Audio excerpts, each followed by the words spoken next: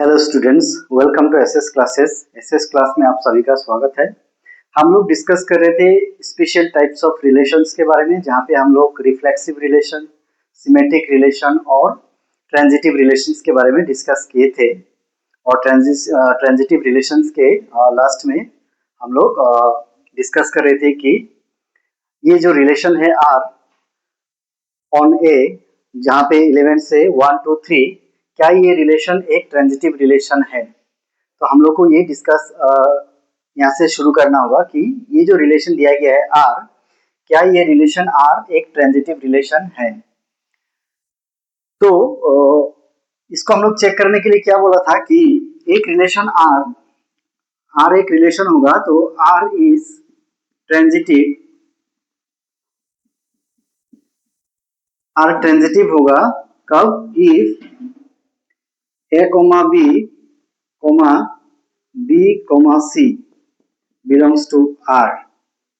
यानी कि अगर ए कोमा बी और बी कोमा सी ये दो ऑर्डर पेयर अगर एक रिलेशन आर में है तो then a comma c belongs to R. अगर ए बी और ऑर्डर पेयर बी सी अगर आर रिलेशन का एलिमेंट्स है, देन आर को ट्रांजिटिव होने के लिए उस रिलेशन में ए सी होना जरूरी है। The order pair AC should be an element of the relation R. Then only the relation R will be said to be a transitive relation. So this is the condition. What is the condition? It should be clear to you. What I am saying कि अगर order pair a B and B c, यानी कि यहाँ पे जो common element है ये middle वाला एलिमेंट है बी, तो यहाँ से जो सेकंड कंपोनेंट है और इस ऑर्डर पेयर का जो फर्स्ट कंपोनेंट है, if these two components are same, the second component of one order pair should be the first component in the other pair, and if it is so, अगर इस तरह का और दो order pairs है तो R को ट्रांजिटिव होने के लिए उसमें at least AC order pair as an element होना पड़ेगा, then R will be a transitive relation। तो हम लोग डिस्कस कर रहे थे कि R रिलेशन में 1 2 और 2 1 एलिमेंट है जो कि a B and B c का ऑर्डर पेयर का जैसा ही है, जहाँ पे यहाँ पे 1 2 है और यहाँ पे 2 1 है, ये दो ऑर्डर पेयर है। तो इसमें बी जो है मिडिल एलिमेंट कॉमन 2 हो गया। इसका मतलब क्या हो गया कि इस रूल के मुताबिक यहाँ पे 1 1 यानी कि ए सी आर में होना ही पड़ेगा एज एन एलिमेंट। तो आपको अभी चेक क्या करना है, क्या ये 1 1 एलिमेंट आर में है? अगर आर में है तो ये ऑर्डर पेयर के लिए इसको हम लोग ट्रांजिटिव कह सकते हैं, लेकिन उससे ये सिर्फ नहीं, और भी जो भी ऑर्डर पेयर है उसमें हर एक ऑर्डर पेयर के लिए हम लोग को इस तरह का चेक करना होगा। क्या चेक करना होगा कि अगर इस तरह का ऑर्डर पेयर है, if A B and B C are order pairs in the relation R, then A C order pair should be there in the set R. Okay, so यहाँ पे 1 2 और 2 1 है, यानी कि हम लोग को 1 1 आर में एक एलिमेंट के तौर पे मिलना होगा। तो क्या 1 1 है? Yes, 1 1 order pair is there. अब ये दो ऑर्डर पेयर के लिए हम लोग को 1 1 मिल गया। अब यहाँ से इसके लिए चेक करना होगा कि यहाँ पे क्या हो रहा है, 2 1 है, यानी कि इसमें कौन सा है, सेकेंड कंपोनेंट 1 है, तो 1 से शुरू होने वाला हर एक कंपोनेंट को हम ऑर्डर पेयर को चेक करना होगा।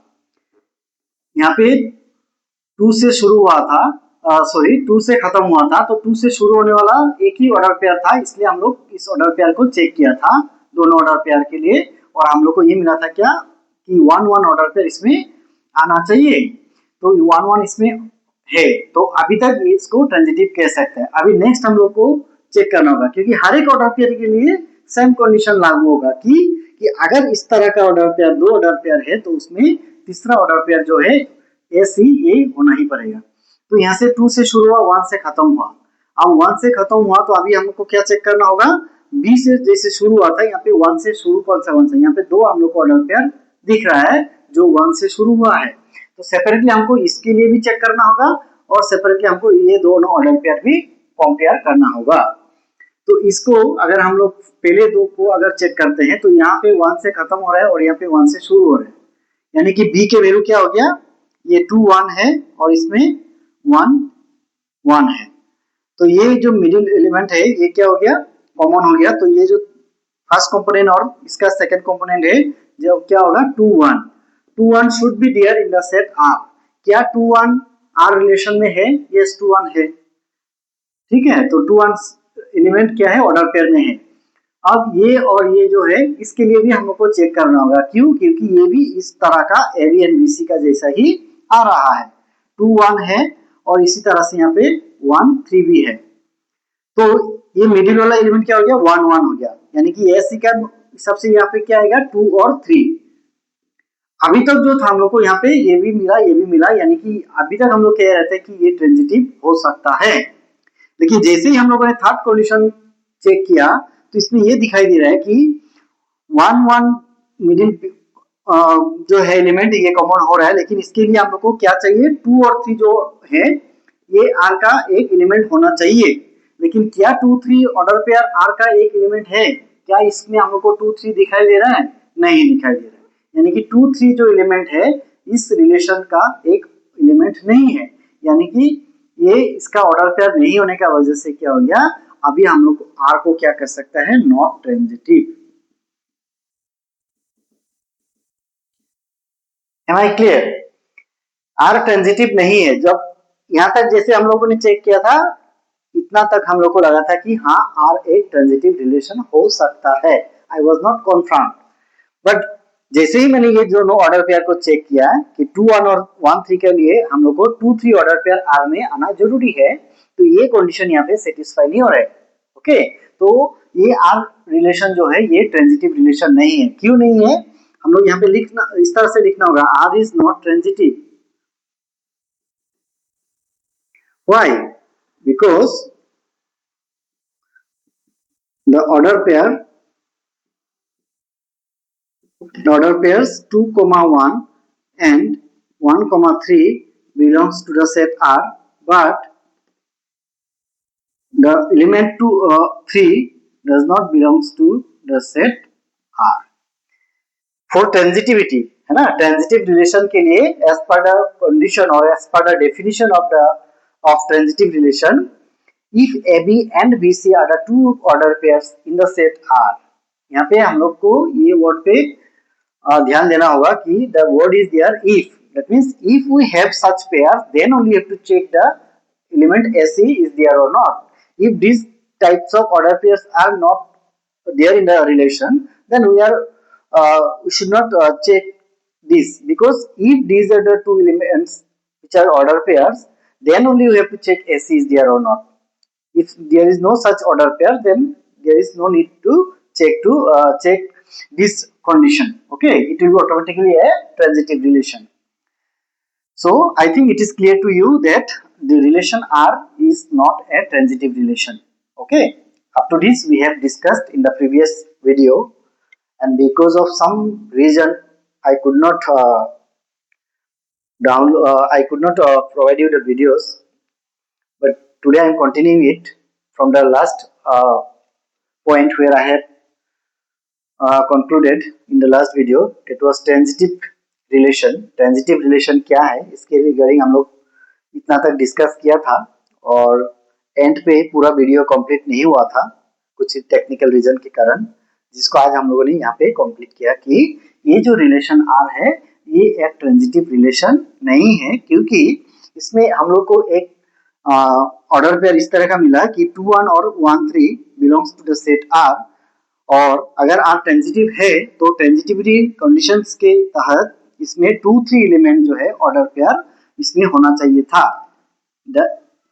The order pair 2 3 should be an element of the relation R, then only it will be a transitive relation. तो 2 3 ऑर्डर पेयर R रिलेशन का एलिमेंट नहीं होने का कारण हम लोग R रिलेशन को ट्रांजिटिव रिलेशन नहीं कह सकता है। अगर हम लोग को एक इस तरह का कंडीशन मिल गया कि हम लोग को ये ट्रांजिटिव नहीं है, then no need to check further. Okay, इसके लिए हम लोग को और दूसरा कुछ चेक करने का जरूरत नहीं, क्योंकि एक अगर इस तरह का ऑर्डर पेयर या कंडीशन अगर एक बार फेल हो गया, देन हम लोग को इसी में कंक्लूड कर देना है कि R ट्रांजिटिव रिलेशन नहीं है। जब तक आप लोग को यहाँ पे जैसे कि हम लोग को ये कंडीशन के लिए भी ट्रांजिटिविटी आ रहा था, इस कंडीशन के लिए भी ट्रांजिटिविटी आ रहा था, तो जब जाके हम लोग को पता चला कि ये इसके लिए ट्रांजिटिव नहीं हो रहा है, देन हम लोग को यहाँ पे स्टॉप करना है, चाहे इसमें और भी कुछ एलिमेंट्स हो या ना हो, we can conclude that this relation is not a transitive relation. क्या इतना तक आप लोग को क्लियर है? अगर ये क्लियर है तो बाकी जो भी क्वेश्चन आएगा आप लोग इसको सोल्व कर पाएंगे, ठीक है ना। तो हम लोग का क्या कहना है कि अगर एक रिलेशन ट्रांजिटिव है तो इसमें क्या होना पड़ेगा कि अगर उसमें इस तरह का ऑर्डर पेयर है, अगर इस तरह का ऑर्डर पेयर है कि ए बी है और बी सी भी है, देन ऐसी उसमें होना ही पड़ेगा, तो ही जाके वो रिलेशन ट्रांजिटिव होगा। इसके पहले हम लोग डिस्कस क्या किया था, एक रिलेशन रिफ्लेक्सिव रिलेशन कब होता है, एक रिलेशन रिफ्लेक्सिव कब होता है। अभी तो आप लोग को शायद ये पता ही चल गया कि आर रिलेशन को हम लोग रिफ्लेक्सिव कहेंगे कब, अगर A belongs to R for all A belongs to A. If R is a relation on A, if R is a relation on A, then for every element in the set A, the order pair AA should be there in the set. Other than this, if any element is there or not, that is not our concern. But अगर कोई भी element A में है तो हर एक वो element के लिए इसमें क्या होना पड़ेगा, इस तरह का सेम कंपोनेंट का ऑर्डर पेयर होना पड़ेगा। तो यहाँ पे हम लोग का रिलेशन क्या था, सेट क्या था, ए सेट था 1 2 3, ए सेट का एलिमेंट्स था 1 2 3। तो कोई भी एक रिलेशन अगर R है तो वो रिफ्लेक्सिव होने के लिए एटलीस्ट यहाँ पे क्या होना पड़ेगा, at least okay 1 1 2 2 and 3 3, these are the elements, then it will be a relation which is a reflexive relation. okay, इतना तो एटलीस्ट होना पड़ेगा। इसके अलावा इसमें और भी एलिमेंट्स हो सकता है, नहीं भी हो सकता है, बट इतना तो एलिमेंट होना ही पड़ेगा, तब जाके हम लोग इसको क्या कहेंगे, हम लोग इसको रिफ्लेक्सिव रिलेशन कहेंगे, ठीक है। The relation R will be a reflexive relation if the order pair A belongs to R for all A belongs to A, यानी कि हर एक एलिमेंट जो कि ए का है उस एलिमेंट के लिए यहाँ पे सेम एलिमेंट का ऑर्डर पेयर आना जरूरी है, तो अब हम आर को रिफ्लेक्सिव कह सकता है। दूसरा हम लोग एक रिलेशन के बारे में डिस्कस किया था, जो क्या था, सिमेट्रिक रिलेशन। तो आर को हम लोग सिमेट्रिक कब कह सकता है, the relation R will be a symmetric relation if a comma b is an order pair belongs to the relation R, then ba should be there in the set R. अगर a b एक order pair है जो R का एक element है, तो a b के लिए ba होना जरूरी है इसमें R में। अगर a b एक ऑर्डर पेयर है R का तो ba भी R में होना पड़ेगा। For all the order pair a b in R, ba should be there in the relation, ठीक है। तो अगर इस तरह का एलिमेंट है, यहाँ पे वर्ड ये है कि इफ वर्ड है, that means you have to be very clear that अगर ए बी ऑर्डर पेयर है तो उसके लिए बी ए होना पड़ेगा, ठीक है।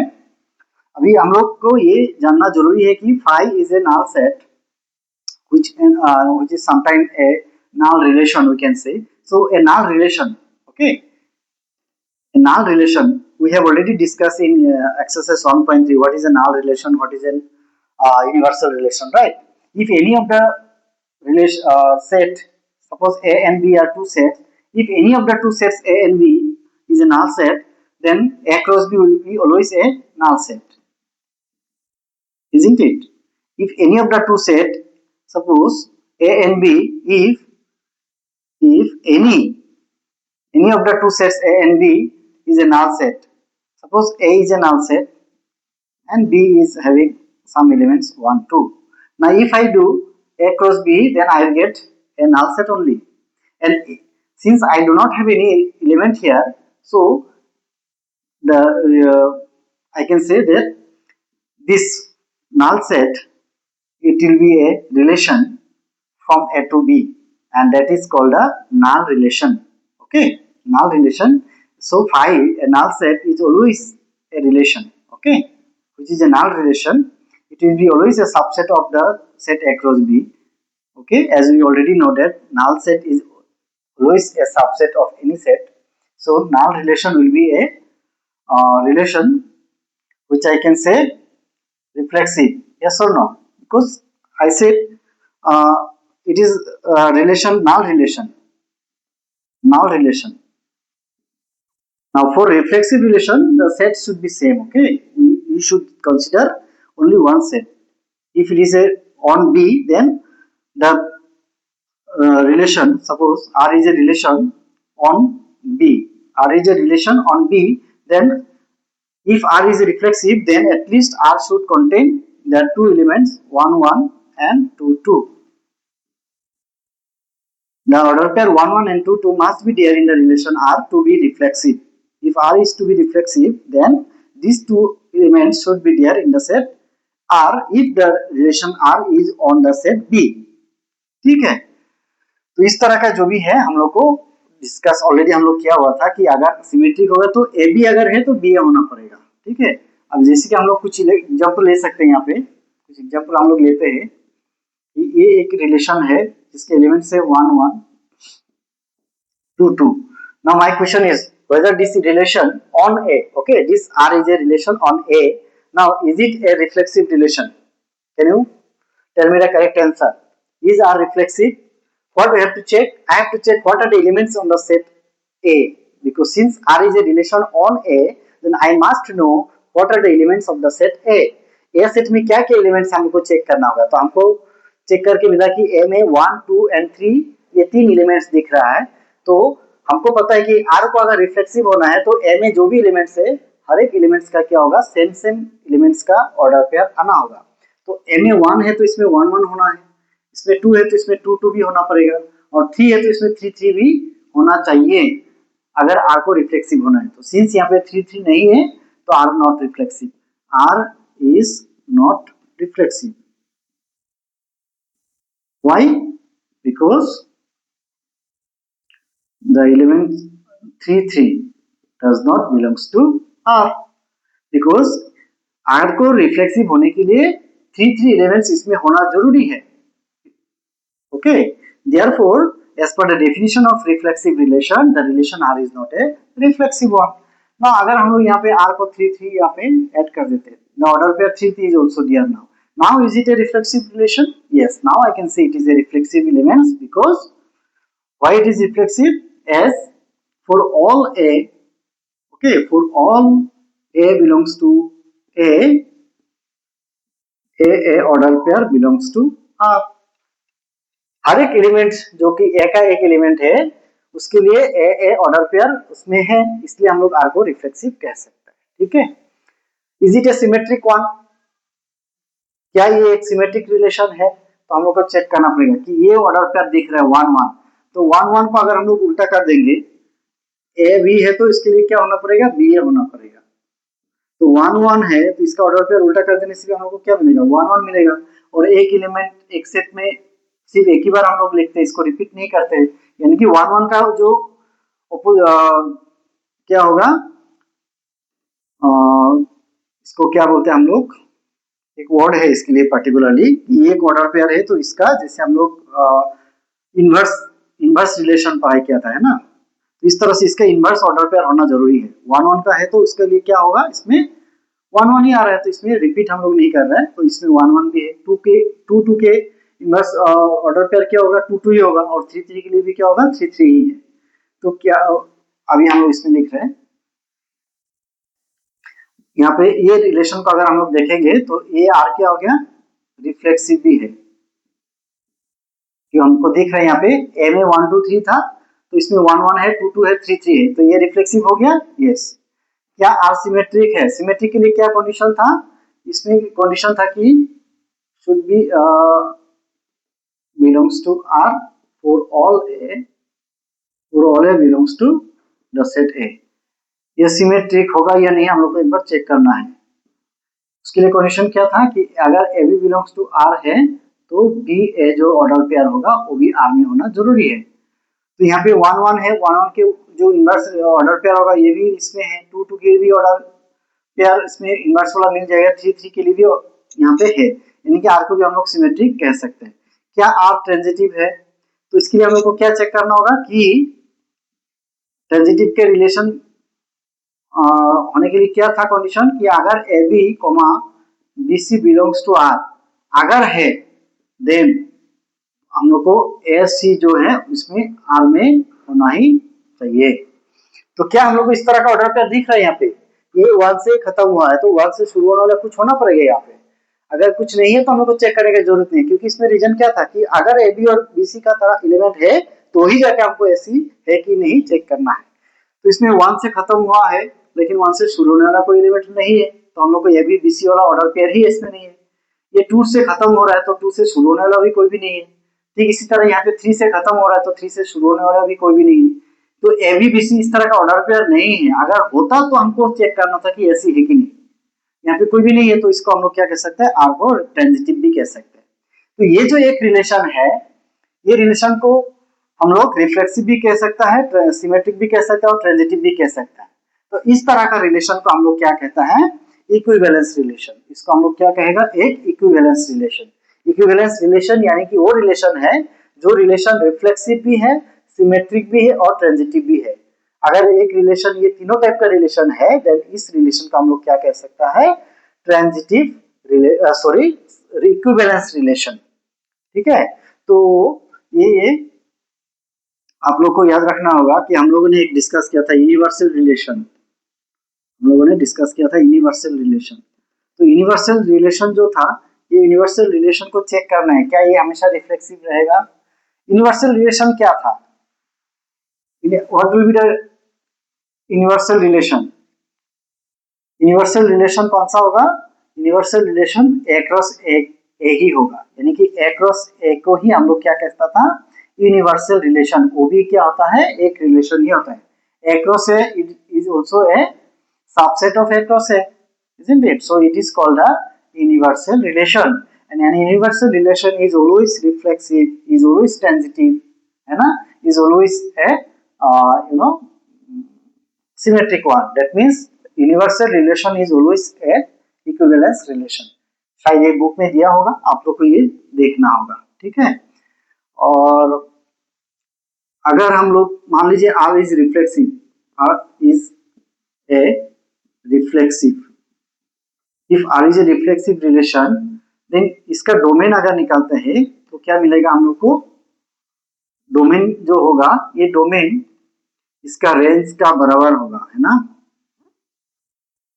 R इज रिफ्लेक्सिव अगर बोलेगा फिर इसका डोमेन जो होगा, ये डोमेन हमेशा क्या होगा, इसका सेट जो है उसका बराबर होगा, एटलीस्ट इतना तो होगा ही होगा। क्योंकि हम लोग को एस एक रिफ्लेक्सिव होने के लिए क्या चाहिए था कि 1 1 2 2 3 3, तो एटलीस्ट ये 1 1 ऑर्डर पेयर, 2 2 ऑर्डर पेयर और 3 3 ऑर्डर पेयर तो उस रिलेशन में होना ही होना है। तो इसका फर्स्ट कंपोनेंट को लेके हम लोग को जो सेट मिलता है इसको हम लोग क्या कहते हैं, डोमेन ऑफ द रिलेशन। तो डोमेन में एटलीस्ट यहाँ पे क्या आएगा, 1 2 3 तो आएगा ही, है ना। यानी कि इसका रिलेशन जो रिलेशन है वो रिलेशन अगर रिफ्लेक्सिव है तो रिफ्लेक्सिव होने से उसका डोमेन जो है ये ए का बराबर ही होगा हमेशा। ठीक है, इसका रेंज क्या होगा ये आप लोग को बोलना है, इसका रेंज क्या होगा। ठीक है, इसका रेंज क्या होगा हम लोग आपको बोलना है, ये ए का बराबर होगा या नहीं ये आपको चेक करना है। तो ये भी ए का बराबर ही होगा। आप लोग अगर चेक, मान लीजिए यहाँ पे और भी एक एलिमेंट है 2 1, तो क्या हो गया, इसमें 2 है फर्स्ट कंपोनेंट या सेकंड कंपोनेंट 1 है, वो तो ऑलरेडी आया हुआ है। क्योंकि इसलिए जो हम लोग रिफ्लेक्सिव रिलेशंस के बारे में बोलते हैं तो हम लोग को जो सेट दिया जाता है वो सेम सेट का ऊपर में हम लोग रिलेशन निकालते हैं कि if a is a set then we find the reflexive relation, symmetric relation only on this set A itself, because the relation will be always from A to A.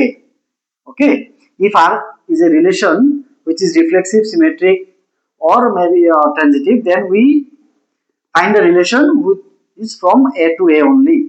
In that case, domain of the relation R will be the same set A and the range will be also the same set A if it is a reflexive one. ठीक है, अभी दूसरा एक question लेते हैं, यहाँ पे एक एग्जांपल लेता है। ये आपको जानकारी के लिए हम लोग यहाँ पे डिस्कस कर रहे हैं कि कैसे हम लोग को चेक करना है कि एक relation. Now my question is whether this is a reflexive one or not.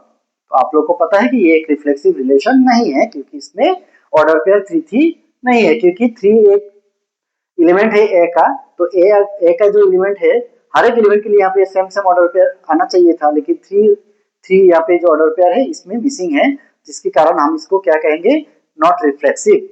मेरा क्वेश्चन है क्या ये सिमेट्रिक है, क्या ये सिमेट्रिक है? सिमेट्रिक का डेफिनेशन क्या था, इसमें जो भी एलिमेंट ऑर्डर पेयर रहेगा उसके लिए क्या होना पड़ेगा, ऑपोजिट ऑर्डर पेयर जो है, इनवर्स ऑर्डर पेयर इसमें आना है। 1 1 के लिए ऑर्डर पेयर है, 2 2 के लिए भी ये भी है, यानी कि ये सिमेट्रिक है। क्या ये ट्रांजिटिव है? ट्रांजिटिव पे क्या था, ए बी बी सी अगर है तो ऐसी होना जरूरी है। इसमें 1 से खत्म हुआ तो 1 से शुरू होने वाला कोई ऑर्डर पेयर नहीं है, यहाँ से 2 से खत्म हुआ है तो 2 से शुरू होने वाला कोई एलिमेंट नहीं है, क्योंकि ए बी और बी सी ये दोनों चेक करना है, ये जो खत्म हो रहा है तो यहाँ से शुरू होने वाला एक ऑर्डर पेयर हमको चाहिए। तो यहाँ से खत्म हो रहा है 1 से, तो 1 से शुरू होने वाला कोई ऑर्डर पेयर इसमें है नहीं। ठीक इसी तरह 2 से, यहाँ से 2 से खत्म हो रहा है तो 2 से शुरू होने वाला दूसरा एलिमेंट कुछ है नहीं, यानी कि ए बी बी सी इस तरह का कोई ऑर्डर पेयर है नहीं, यानी कि ये क्या हो गया, ट्रांजिटिव भी हो गया। ठीक है, तो अगर ये क्वेश्चन आता कि if R is a relation on A, check whether relation R is a reflexive, symmetric और ट्रांजिटिव। तो आर रिफ्लेक्सिव नहीं है, ठीक है ना, इसको हम लोग रिफ्लेक्सिव नहीं कह सकता है क्योंकि इसमें 3 ऑर्डर पेयर मिसिंग है। इसमें सिमेट्रिक कह सकता है क्योंकि इसमें जो ए बी ऑर्डर पेयर है इसके लिए इसका इनवर्स ऑर्डर पेयर क्या है, बी ए, यानी कि 1 1 का ऑपोजिट ऑर्डर पेयर क्या होगा, इनवर्स ऑर्डर पेयर 1 1 ही होगा, 2 2 के लिए 2 2 ही होगा। इसमें हम लोग रिपीट नहीं कर सकते, सेम एलिमेंट है। फिर इसी तरह इसमें ट्रांजिटिव रिलेशन इसलिए कह सकता है क्योंकि इसमें जो है एबीबीसी का इस तरह का कोई ऑर्डर पेयर ही नहीं है। अगर इस तरह का ऑर्डर पेयर होता तो इसमें ऐसी चेक करना होता। ठीक है, तो ये रिलेशन जो है ये रिफ्लेक्सिव नहीं है, सिमेट्रिक है, ट्रांजिटिव भी है, यानी कि ये इक्विवेलेंस रिलेशन नहीं है, क्योंकि इक्विवेलेंस रिलेशन होने के लिए क्या होना पड़ेगा, रिफ्लेक्सिव भी होना पड़ेगा, सिमेट्रिक भी होना पड़ेगा और ट्रांजिटिव भी होना जरूरी है। तो इस तरह का कुछ क्वेश्चंस आप लोग को एक्सरसाइज 1.4 में दिया रहेगा, जिसको हम लोग को चेक करना है कि वो रिफ्लेक्सिव है या नहीं है। ठीक है ना, तो all the questions will be discussing here in the next video, but here in the last video and today's video we have discussed about the relation, special types of relations. Those are reflexive relation, symmetric relation, transitive relation and equivalence relation. तो equivalence relation क्या है, इसके लिए हम लोग को जानना होगा कि वो relation इक्विवेलेंस रिलेशन होगा तब अगर वो रिलेशन ट्रांजिटिव भी है, सिमेट्रिक भी है और रिफ्लेक्सिव भी है। ये तीनों टाइप का रिलेशन अगर है एक रिलेशन तो उसको हम लोग क्या कहेंगे, इक्विवेलेंस रिलेशन। तो ये स्पेशल टाइप्स ऑफ रिलेशंस के बारे में हम लोगों ने यहाँ पे डिस्कस किया है। अगर कुछ छूट गया तो हम लोग नेक्स्ट वीडियो में उसको भी डिस्कस करेंगे और जो भी क्वेश्चन है एक्सरसाइज 1.4 का उसको हम लोग यहाँ पे डिस्कस कर लेंगे। ठीक है, थैंक यू।